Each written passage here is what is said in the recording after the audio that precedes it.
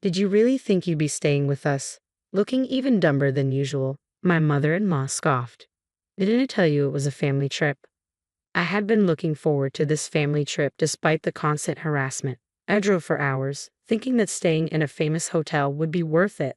But when we arrived, there were reservations only for my in-laws and my husband, not for me. My mother-in-law sighed and told me it was no longer needed and should leave. There I stood, alone in the grand lobby, feeling utterly miserable. My name is Rola, an only child. I lost my father in an accident when I was young, and my mother raised me single-handedly. Now, at 31, I am married and living away from home. I met my husband Jack, who is the same age as me, at work, and we got married. When we were dating, I admired Jack for having strong opinions. I found his decisiveness reassuring. However, after we got married, this very trait began to be a source of my suffering. Growing up, it was just my mother and me helping each other out. This upbringing made me a person who is good at listening and accommodating others. I tend to avoid inconveniencing others or causing conflicts almost subconsciously. Knowing my nature, Jack began making decisions on his own after our marriage, even those important to me. Take work, for instance. While dating, he supported my career, but after marriage, he suddenly demanded I quit. When I didn't agree, he went around telling my in-laws, colleagues, and even my boss that I was quitting. At work, they asked, "Congrats on your marriage. You're leaving at the end of the month, right?" And at home, it was quit already. Tearfully, I gave up my job. Furthermore, one day Jack suddenly decided we were going to move in with his parents. He announced this out of the blue, saying we had to vacate our current apartment this month and start packing immediately. Naturally, I was dissatisfied with Jack's impulsive decisions, but my fear of confrontation prevented me from protesting strongly. Being newly married, I felt my self-esteem erode every time Jack said, "I made the decision because you didn't." After moving in, even my in-laws began to oppress me. I found myself living in a world full of adversaries, following their orders like a puppet. My compliance led to increasingly worse treatment, and the harassment at my in-laws' house quickly escalated. I couldn't stand such a life. Within a few months of moving in, I told Jack I wanted a divorce and planned to return to my parents. Jack shook his head and mocked me. "Do you realize how hard it is to raise a child alone? Your mom gave up her time and love to raise you, and now you want to come back so soon after getting married?" Imagine her despair. "Well, if you don't care about her suffering, I won't stop you." He left, ending the conversation and leaving me unable to respond. Oh, I pondered Jack's words. In fact, my mother had recently started dating someone and was considering marriage. Now that I was married, she could finally focus on her own happiness. I couldn't disturb that, telling myself it would be fine as long as I endured. I put up with the treatment at my in-laws for about a year. Then one day, Tom suggested we go on a family trip. This was my first trip since getting married, but considering how I'd been treated so far, I expected to be used for chores like carrying luggage and souvenirs. However, the thought of eating a meal prepared by someone else made me a bit excited. At my in-laws, I was always left behind to look after the house while the three of them dined out. Maybe I could enjoy a long, warm bath at the hotel, I thought, as I listened to the three of them excitedly discussing which hotel to choose. I made my choice with a small glimmer of hope in my heart. On the day of the trip, I was naturally assigned to be the driver. It was fine by itself, but Jack and Tom, despite having licenses, didn't offer to take turns, leaving me to drive the long journey alone. Our breaks on the way were rushed to fit their schedule, and by the time we arrived at the hotel, I was exhausted, barely managing to pull Mary's large suitcase inside. The hotel, being luxurious, shone with its beautiful interior and soft lighting. I took a deep breath, soothed by the elegant fragrance enveloping the lobby, looking forward to the extraordinary time I was about to spend.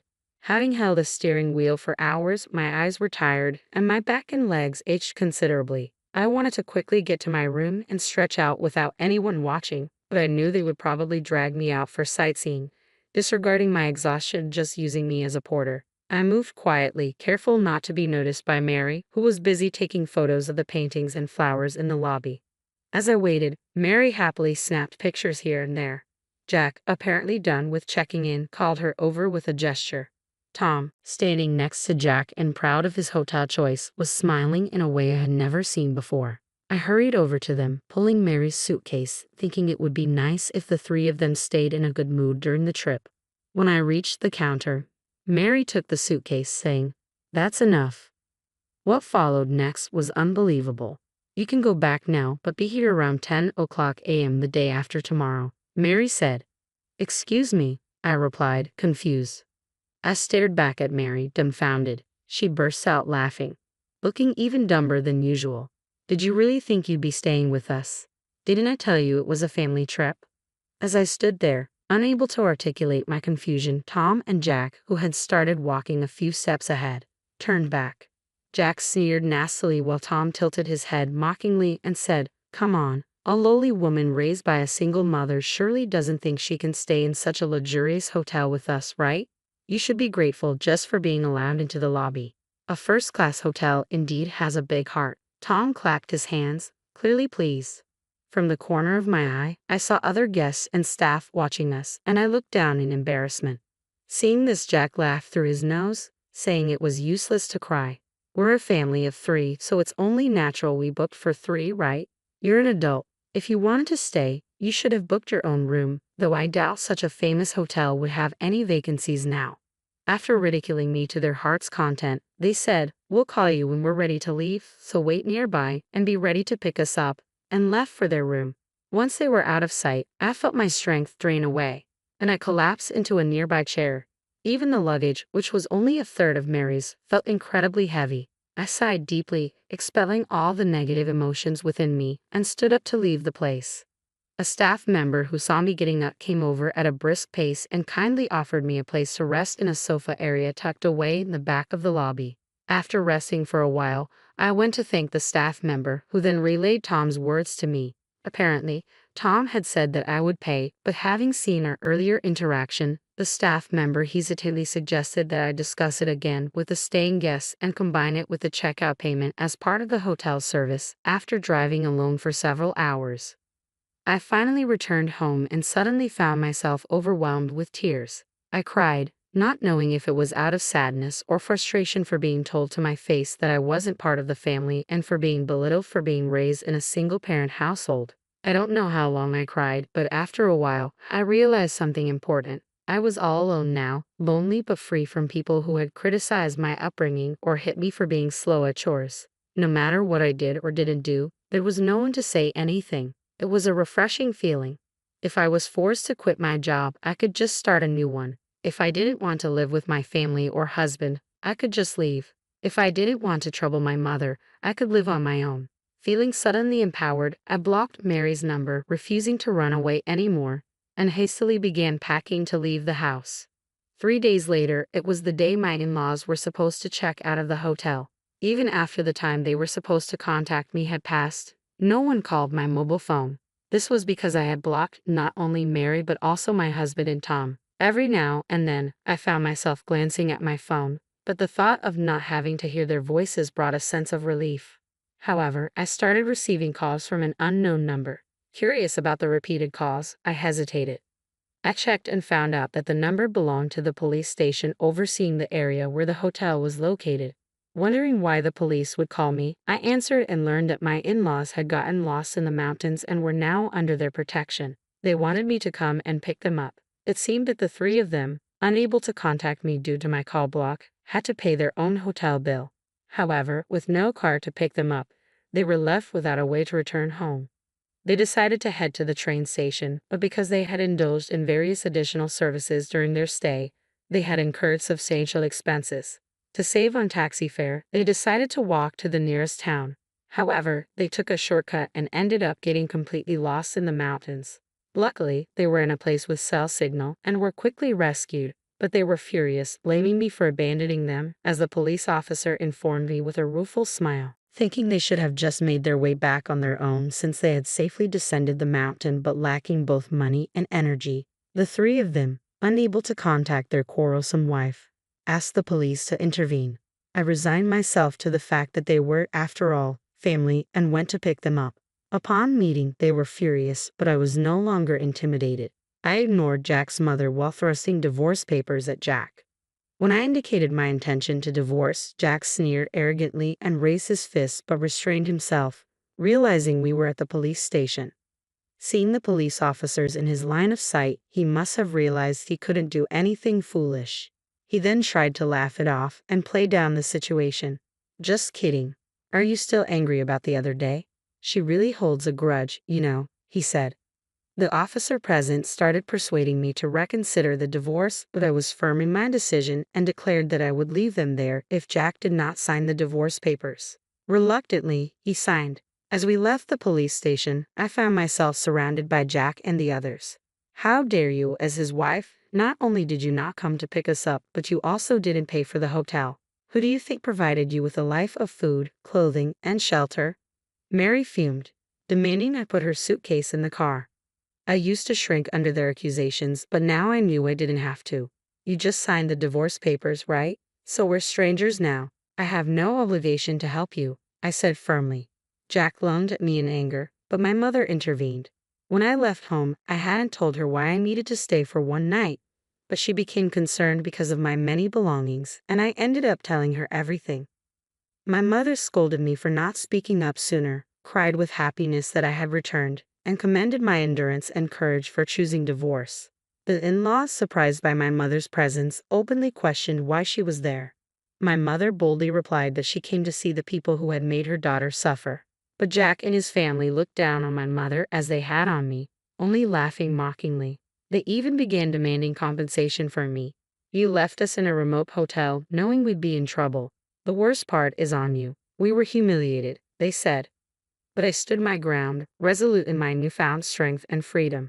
We were humiliated and suffered losses, will demand proper compensation. I thought you might be a woman of low character to be abandoned by your husband, but now I see it's because of your attitude. It's your mother's fault for raising you this way. You both are responsible and will pay, Mary said, directly insulting my mother.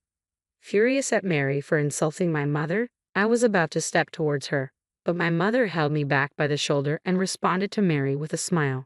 You should remember that my husband died, but I suppose someone who expects their daughter to pick them up after such behavior wouldn't remember. Sorry, I misunderstood you. My husband passed away in a traffic accident, my mother replied in a low, firm voice I had never heard before. Startled by my mother's assertiveness and realizing they were being mocked, Jack's face turned red with anger and he almost attacked her. Then a man rushed over to the scene. My mother's new husband, my new father, whom she had married last month. Without paying any attention to Jack and the others, he calmly said, "Now that she's divorced, she's a stranger to you, so let's go home," and urged my mother and me to get into the car. His appearance agitated the in-laws, especially Jack, who was stunned and in disbelief. It made sense as Jack knew my mother's new husband. He was the manager of a company that placed large orders with Jack's workplace every month. Jack, as the contact person, visited his company twice a month, so they had met several times a year. "So, you were my daughter's husband," he said, clearly recognizing Jack as an enemy to his daughter. Jack, realizing he was recognized, tried to laugh it off and started apologizing to my mother, but my father ignored him. He smiled only at my mother and me, urging us to get into the car before quickly driving away. On the way home, my father spoke to my mother. "That was unpleasant, wasn't it?" He apologized to us, but not to our daughter, he said. I realized then that Jack hadn't even said sorry to me. Since then, Jack has been contacting me repeatedly, begging for reconciliation and apologizing. Apparently, my father's company had stopped doing business with Jack's company. Blamed for losing an important client and isolated at work, Jack was at risk of having to resign. He insisted it was all my fault and that I should apologize to renew the business relationship. But my father had never mentioned the business deal, not from the beginning to the end. He had not stopped a deal because of the issues between me and my in-laws. Jack blames me, but he had brought this result upon himself. When Jack visited my father's company to apologize, he begged the contact person to call my father to the scene and then apologized there. Jack, under the misconception that I had influenced my father to stop the business dealings, desperately pleaded with my father's company's contact person and other employees, begging them not to end the trade. Furthermore, after returning to work, Jack repeatedly made phone calls and visits during work hours, and eventually waited for my father's return home to keep apologizing. Of course, to my father's company, was unclear why they were being apologized to, and it was troublesome. Jack's actions became known among his superiors. Eventually, Jack was removed from his assignment by his boss for his excessive behavior. This was the result of his thinking that I had caused the trade's stoppage and not considering others' inconvenience and his self-preservation. I ignored all of Jack's reconciliation attempts and chose a suitable moment to change my mobile phone number. This allowed me to completely cut off any contact with Jack, who had persistently tried to reach me by changing his address and number. After spending some time at my parents' house, I moved into an apartment nearby to avoid disturbing my newlywed parents and started a new life. Once everything was settled, I demanded compensation through a lawyer for Jack's violent behavior and unfair treatment. Right when Jack had left his job, I swiftly demanded a lump sum payment, which he paid using his recently received severance pay. This left him leading a meager life without a job or severance money. His parents, who were always extravagant with money and had moved in with him hoping for support, found themselves with almost no savings. Thus, the three adults faced a difficult situation. Later, I heard from a former colleague that the business dealings had resumed, and Jack, believing the damage was nullified, demanded to be reinstated at his company. Jack is likely to continue living a challenging life for some time. On the other hand, free from my in-laws, I started a job through my father's introduction. The new workplace is a subsidiary of my father's company where a position had just become available due to someone's retirement last month. However, as a new employee, I am still trying to remember the names and faces of my colleagues and superiors, and there's much about the job that I don't understand yet. Despite the increased busyness, being treated as an individual has made my life feel fulfilling. I hope to continue at this pace, forget about Jack and his family, and move on with my new life.